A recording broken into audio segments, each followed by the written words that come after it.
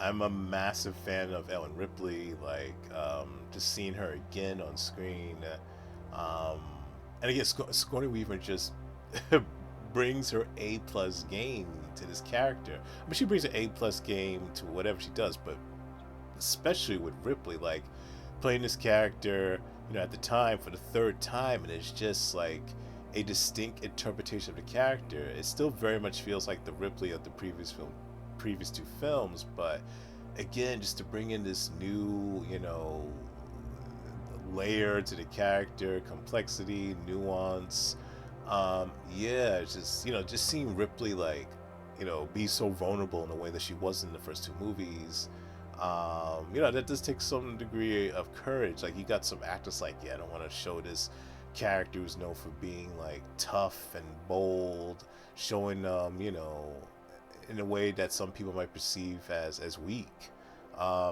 Yeah, she was like fuck all that. Like I want to show this woman, like it's going through a really tough time.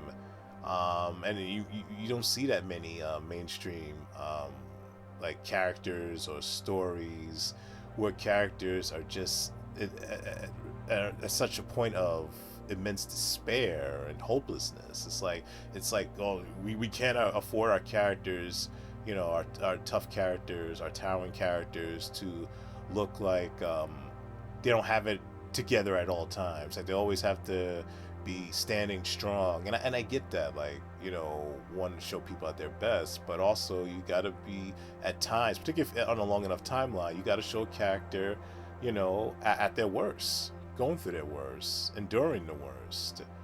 That's the human experience. The highs and the lows, and the fact they were able to do this in such stark fashion with this film, I think, is definitely quite commendable.